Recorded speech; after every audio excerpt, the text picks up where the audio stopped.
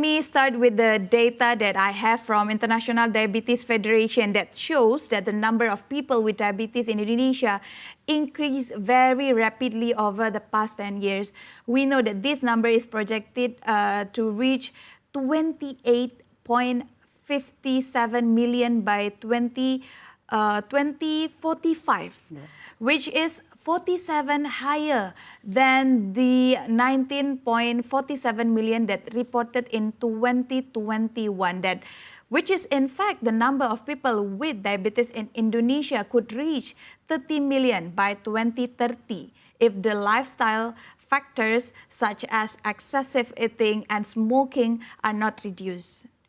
And for that, what is your perspective as a global company that focuses on development, production, and marketing of drugs for chronic disease like diabetes? Thank you. Thank you so much for that question, Shaf. You've got your numbers very right.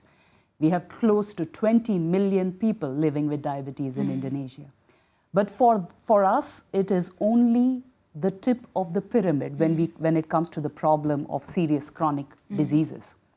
What is emerging is that diabetes does not occur in isolation.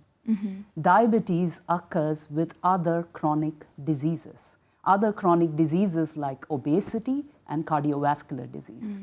What is emerging information in science is that if you have obesity as a child, you will most probably have obesity as an adult. Uncontrolled obesity is a strong predictor for diabetes. If diabetes is not controlled, then there is a problem of cardiovascular disease, there is a problem of kidney disease, there is a problem of stroke, which you were alluding to earlier. So the problem of diabetes does not occur in isolation. It is associated with a number of other conditions. And as an organization, we believe that we should do a concerted effort to address all the parameters of serious chronic diseases, including diabetes and other diseases that kind of manifest along with diabetes. And our focus is predominantly with ensuring that people who are living with these conditions have access to treatment, have access to information and access to care when it comes to these diseases. What probably people don't know is, does diabetes or obesity could really bring an impact to social or economic to a country? Yeah. So let's look at it. So if a person who is living with diabetes, the mortality that is associated with a person who is living with diabetes is high.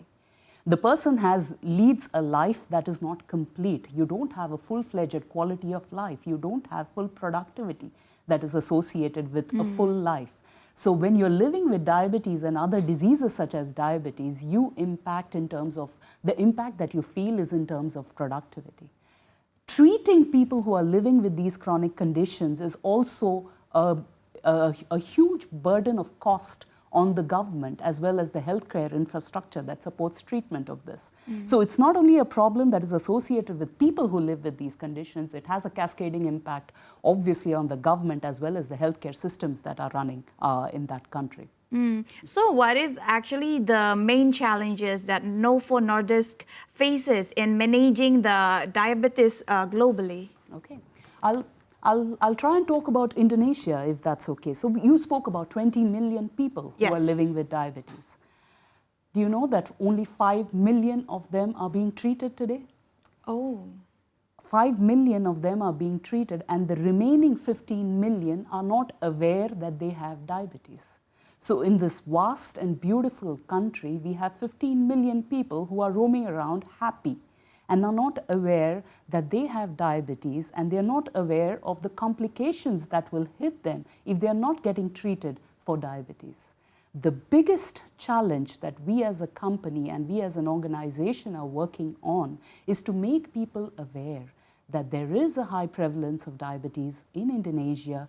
If you have symptoms such as hunger, increased thirst, if you're going to the bathroom a number of times more than what you were doing earlier, check for diabetes. Okay. If you check early, if you intervene early, the problems that are associated with diabetes are very much controllable. Okay.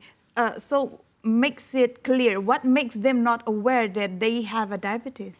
I think the problem is with regard to awareness. I think the general public, if I speak to general public that are around, very few of them are aware that, you know, with a simple blood test, you can identify that you have diabetes. Some of the people take it for granted. They think that, you know, it's a little amount of sugar that is more in me, it's not going to impact. They don't understand that this little amount of sugar over a period of time can cause a heart attack, can cause a stroke. So it's important to intervene early. Simple things that you do early will ensure that you live longer and more better lives. Okay. Now let's dig deep into our country. We realize that the number of death cases in Indonesia, the second highest of deaths in Indonesia is because of the diabetic, and some of the reason of the diabetic is the high level of the obesity of Indonesia. What are the challenges of managing obesity in Indonesia? I'll give you some numbers. The number of people who live with obesity in Indonesia is 50 million. 50 million. Out of the 270 beautiful people who live in Indonesia, 50 million live with obesity. Let's look at children. 1 out of 5 children who go to school are obese, live with obesity. I spoke about it earlier. If you are a child living with obesity, there is a very high chance that the person will grow into an adult living with obesity. There are 2 problems with obesity. The first one, and that is what we are trying to solve, the first problem that we are trying to solve is how do we prevent childhood obesity? And for that, we are working in partnership with UNICEF. We are trying to look at what are the environmental factors that are responsible for obesity. Will more schools and playgrounds help? Will, you know, nutrition help?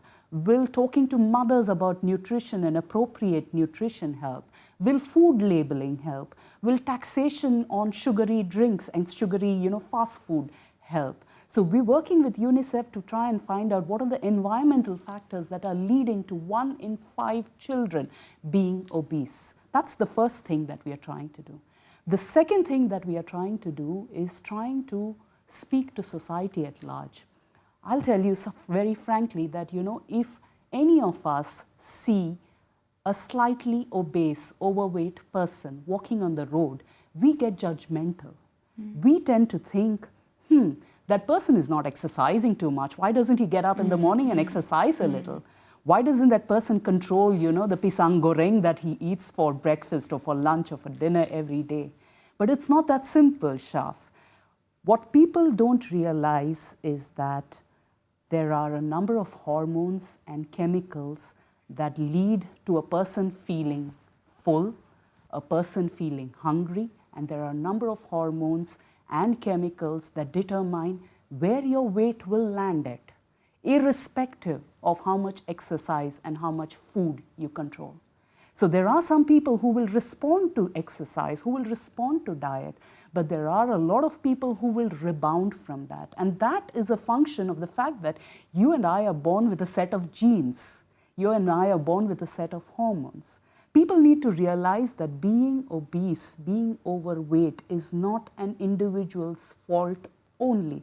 You can do so much work against the body that you are born with. But after a certain amount of time, your body will reach a set point. So we need to stop judging people who are overweight, stop judging people who are obese, and try and make people understand that it is a disease. It is not a matter of personal choice.